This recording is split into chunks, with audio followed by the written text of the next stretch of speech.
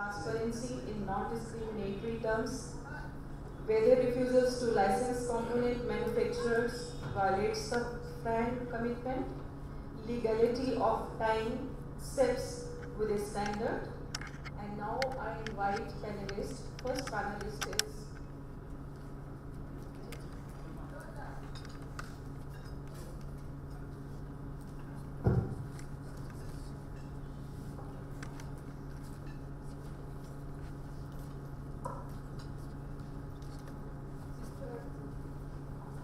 Mr. R. Saha, Senior Director, CII, retired scientist G. And he was Head of Patent Facilitation Center of Government of India.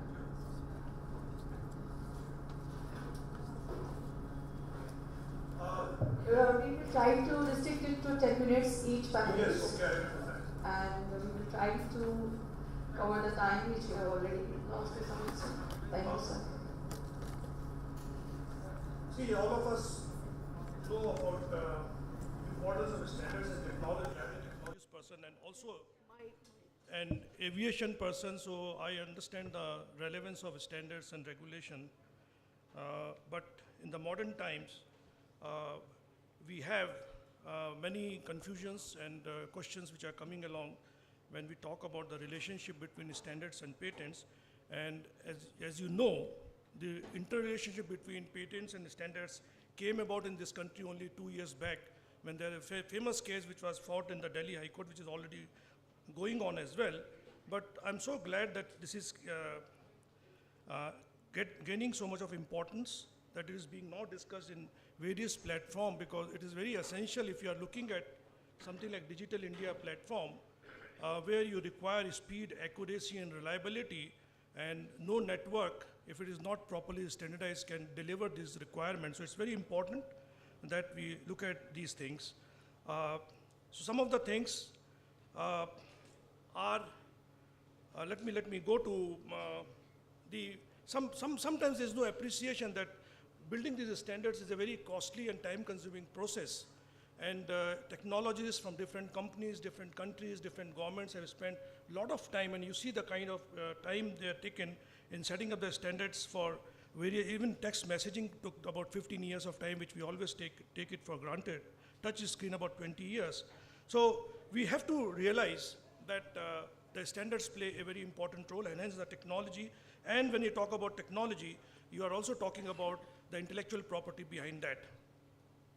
For example, laptop. A laptop is covered by something like about 250 standard essential patents, and out of which 44% are developed by consortia, which is the industry bodies, 36% by formal standard development organizations like ISO, and 20% by individual companies.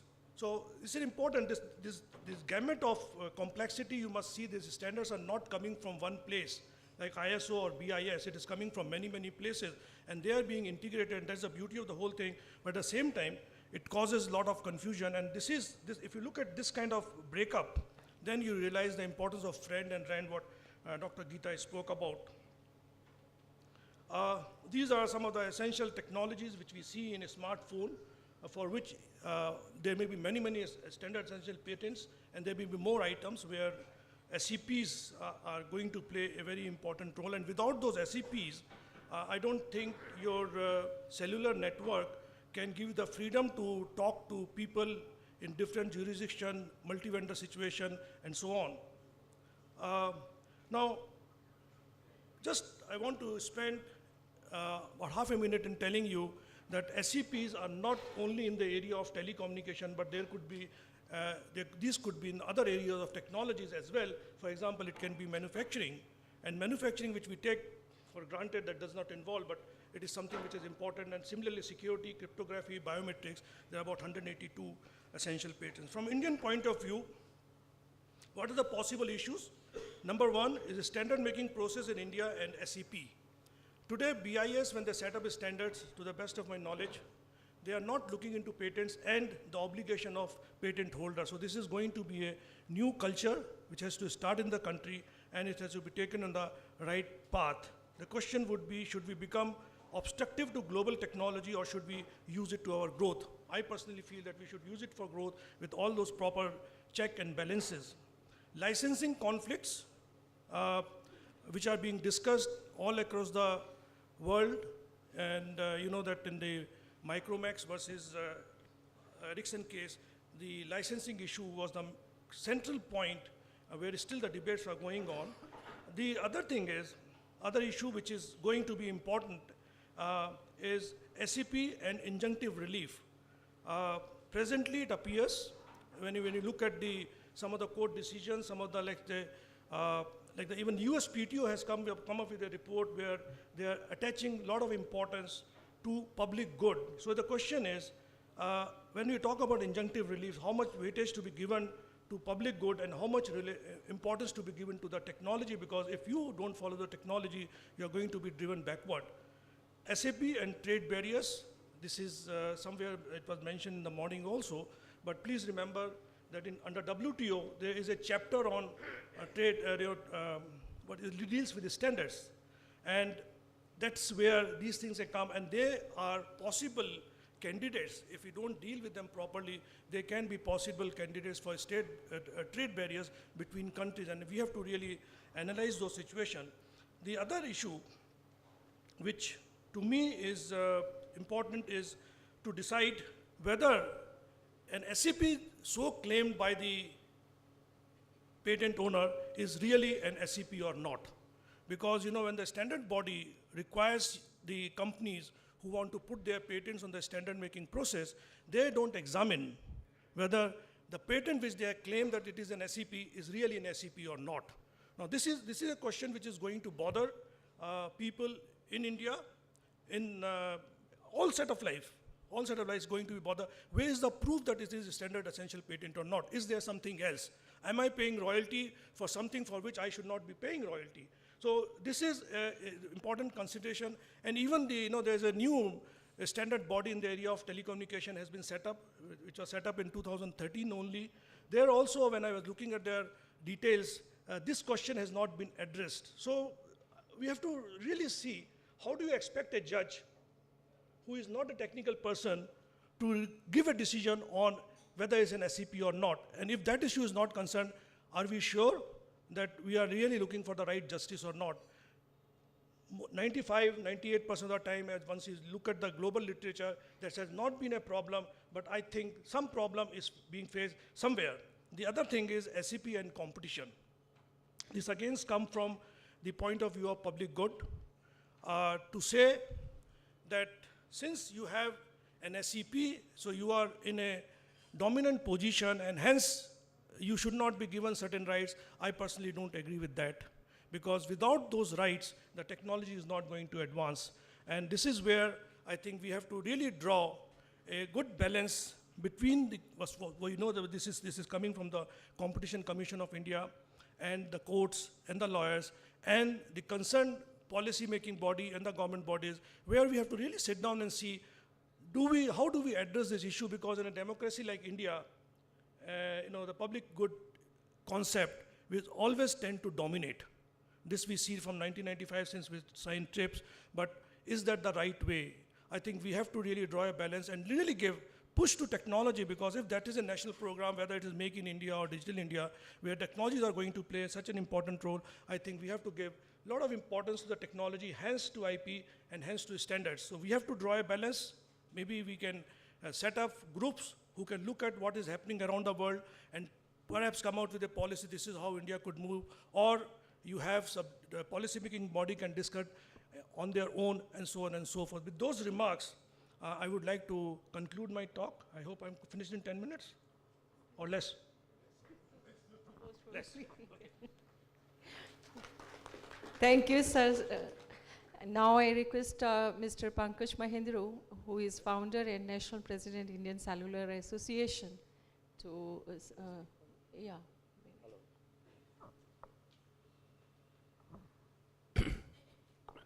I'm not a patent expert or a expert on IPR, so I'm supposed to be an industry leader. So an industry leader caught in a crossfire today, because we are evolving as an industry. So there are so-called right holders, legacy right holders, then users of technology.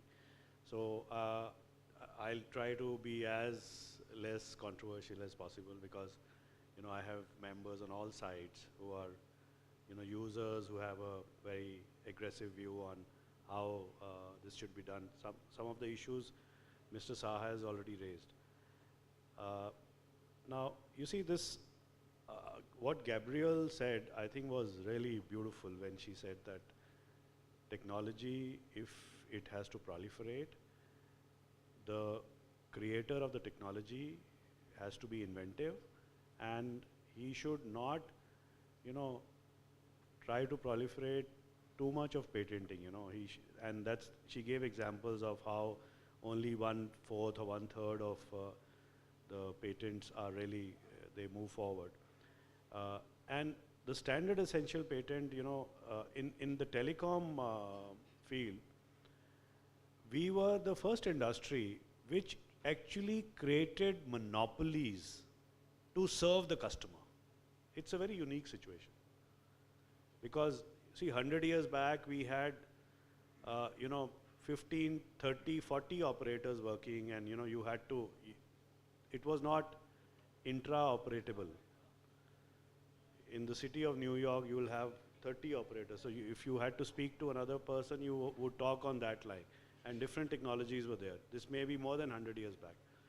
So the telecom industry created, the governments accepted that companies merge into each other so that there is more standardization and so on.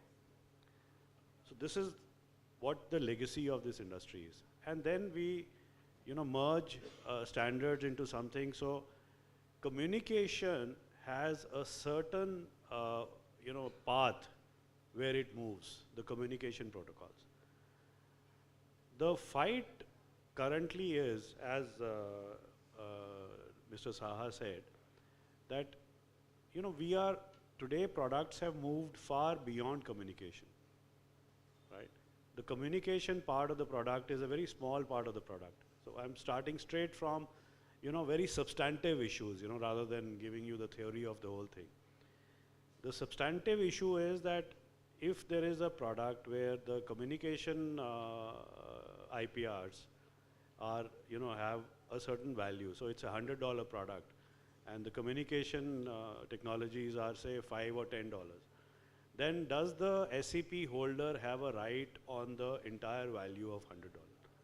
So the example given is that of a tire of a bullock cart, where a certain thread was invented so that the bullock cart is not wobbly. And the bullock cart had a value of, say, $100.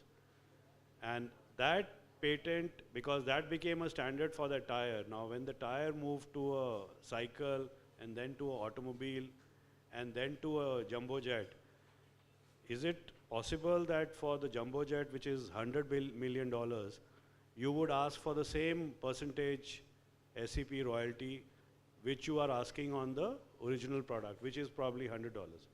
So that's the intense debate which we are caught in a crossfire at the moment. And it looks very compelling, because you see it doesn't gel with logic unless the debate throws up something which is extremely compelling. What Mr. Saha spoke about injunctive relief and SEPs, what Gabrielle had laid out, the profoundness of, it's almost like standard setting is, like something very holy, that you merge something together. It's the whole community, the industry community sits together and meshes in everything into a standard.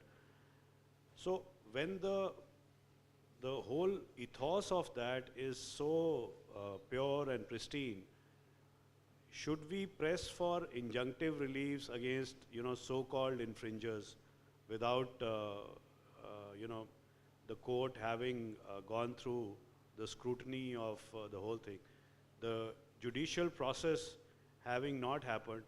So I think that is a lot of people, and I think the majority of people are finding it extremely offensive that something like that is being done. And I'm not saying all SCP holders are trying to do that.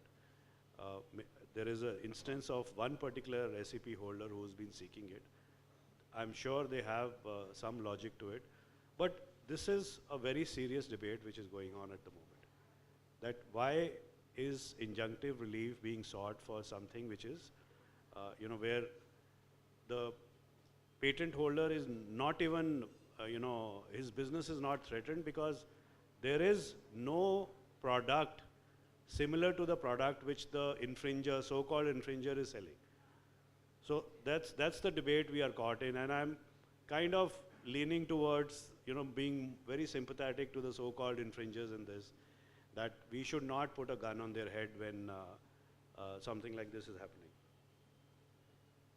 Bureau of Indian Standards and the possibility of, the sovereign standard body being a part of that, I don't think it's possible because you see it's very broad-based and their mandate is different. There is an attempt, which is the TSDSI, which is a new body which has been set up. We are trying to strengthen it. We are trying to get more people on board that body. It is now a part of most of the global bodies. So I think we need to back that and see that it moves in the right direction.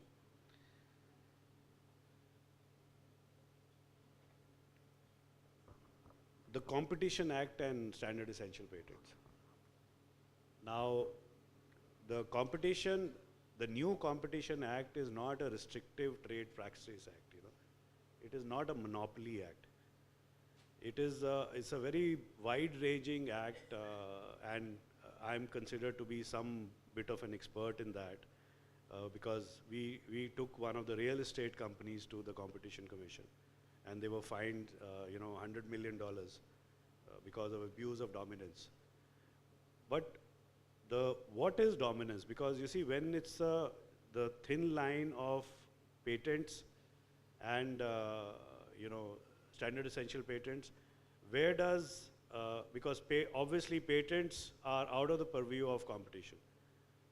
So if you have acquired power, dominance, because of being a part of the standard setting process, you have a dominance. There is no doubt about it. You are dominant. But dominant is not equal to infringing of Competition Act. We gave the example of Nokia in India, which at a point of time had 78% market share, but their market practices were very fair. So dominance is not equal to abuse. It's only when dominance is abused that the Competition Act gets infringed. Or there is cartelization is another angle, and so on and so forth. And there is also the section which talks about when you force an agreement down somebody's throat. So this requires a very careful analysis, and I think TSDSI, standard setting bodies, have to become cognizant of the Indian Competition Act. The last point I want to make is, always I make this appeal to all legacy holders of patents. India has a demographic dividend, right? So if you have a technology and you want 1% on it because X number of people are using it, when India is the market, you have probably 100x number of people using it. And these 100x people are 30 times poorer than your brother or sister in the Western world. So I think with the very principle with which Gabriel spoke about, with the same principle, I appeal to everybody, all the legacy patent holders, that look at India differently. India deserves, maybe not 1/30th, but maybe 1/20th of, what is prevalent there, because that is our purchasing power here. And if technology has to proliferate, you can't load consumers in India with that same cost structure which is there. Because after all, we are 30 times poorer than the nearest person in Western Europe or the US. With that, I end my talk, and any questions you have, I'll take them after we finish.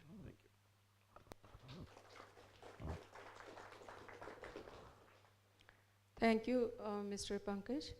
Now I request Mr. Rajiv Kumar Chaudhary, Partner RHA Legal IP and Competition Law Council.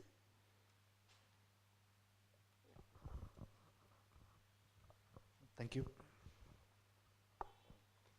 Since we are the last session of the day, I don't have a presentation. What I have is maybe a few thoughts that I want to leave you with. And I'll start with my experience. How did I come to to this place where I'm dealing with standard essential patents? I'm actually an electronics engineer. My first job was a design engineer at a company called ST Microelectronics, and there I was working in the central R&D divisions. And within central R&D there were further 5 subdivisions. One of them was field programmable gate arrays. And over there I saw what exactly were patents, and I got interested into the entire patenting process. I also have a patent of my own. It is being filed in different countries as we speak. Now once I got that experience, I realized that patents are something that can really change the life of people, because that is the purpose of technology. Any technology is supposed to raise the standard of living for the human being. Now, as an inventor, I would definitely, when you talk about SEPs, as an inventor, I would definitely side with the SEP owners, because I know what kind of demands are there on the on the industry to come up with new products that the public would purchase. It is a two-way process. It is not just that I sit alone in a vacuum and start inventing and expect that it will be lapped up by the public. The issue is that my invention would be successful only when it is adopted by the general public. This is where the standard setting organizations come into play. The role of a standard setting organization is the proliferation of that standard or the technology. The technology would proliferate only when it is made available at affordable prices. So if, let's say, a standard essential patent owner says that I will grant you a license, but the terms of the, as a licensee, I can't honor the terms, it is kind of problematic for me, because even though I would like to have that particular patent, I would want to use it to create a product, I can't afford. So the question is whether that commitment is friend in the first place, because it is not fair to me. Now, in the morning session, Gabriel again talked about the cost of invention. There is a lot of cost in inventing. Yes, there is the iron law. It is like any other industries. I gave the example of ST Microelectronics because one thing, ST had at that point of time 5 different subdivisions within central R&D itself. And when we were novices at that time, and when I asked my group leader that, okay,